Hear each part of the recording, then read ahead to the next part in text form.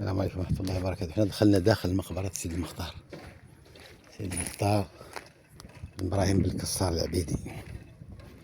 هذا هو الضريح. هذه واقيلا واحد البناية إقامة شي حد يجي ضيف من الدولة ولا من شي حد. الشي اللي بقى من اللي خلوه من المقبرة، لا الناس بناو من هوك وبناو من هوك. هذا هم القبور اللي خلاو.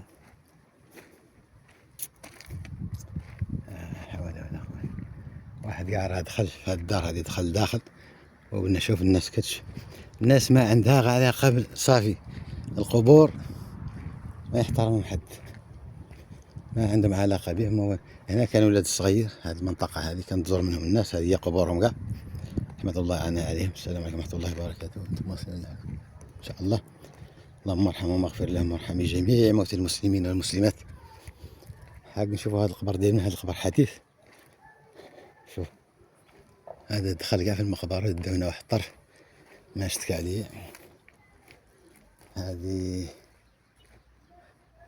جديدة، هذا قبور جداد رحمة الله عليه. قبل هذو كاملين قبور.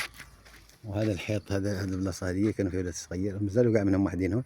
غير هذه البلاصة كاملة بهذا الصدر هذا اللي داروا، وهذا الزيادة، وهذا لو كانوا فيه. هذا حفروا هذا الضريح هذا باش لأنه كيدخل لهم واحد مورد. هذا بعض الأضرحة. هنا يتواجد ضريح سيد المختار العبيدي بن إبراهيم بن الكسار العبيدي. هذا هو المكان اللي موجود فيه سيد المختار.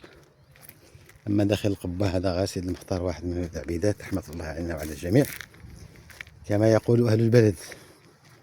أنا ماني جايب شي ما عند راسي، هذا قالوا أهل البلد. وهذا ضريح آخر ما عرفنا كاع من نشوفوه. خلصوا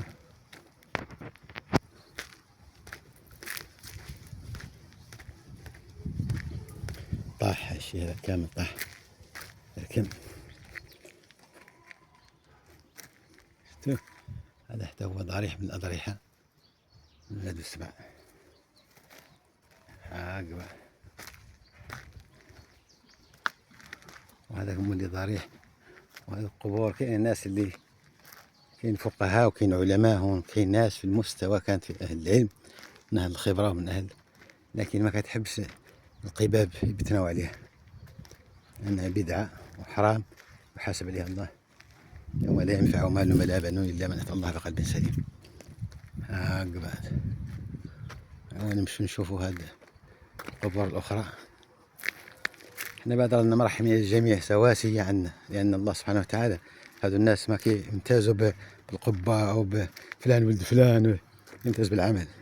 وهذو كامل كله عمله يسوي يلحق من الشهرة عنان السماء، إذا ما كان عنده عمل صالح ما ينقبل منه والو، إذا ما كانت صلاته صالحة ما ينقبل منه والو، ما ينقبل منه شيء. ونطلب الله تعالى الله يرحمهم ويغفر لهم كاملين، ونقراو عليهم شوية من القرآن، ونستفتحوا عليهم ونقادروا في المكان، ونطلب الله تعالى إذا عندنا كيفهم يرحمنا ويغفر لنا. هذا هو اللي نقوله. تحياتي لكم من سيد المختار، من روضة سيد المختار اللي مسمى عليها عبيدي. اليوم الموسم غادي يعود يوم 21 شهر 8 2025.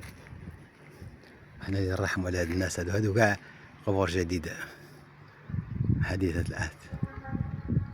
الحيط، شوف الحيط، حيط المقبرة ما خلوه كلش. شوف هذا دخل، هذا دار حيط اخر ديال البريك، وهذا هم اللي دخلوا في المقبرة. الناس كاملة تحوس يعقبوا كاع يدوا المقبرة كامل يبنوا فيها. لا اله الا الله. وتحياتي لكم، السلام عليكم ورحمة الله وبركاته. هذا هو الضريح.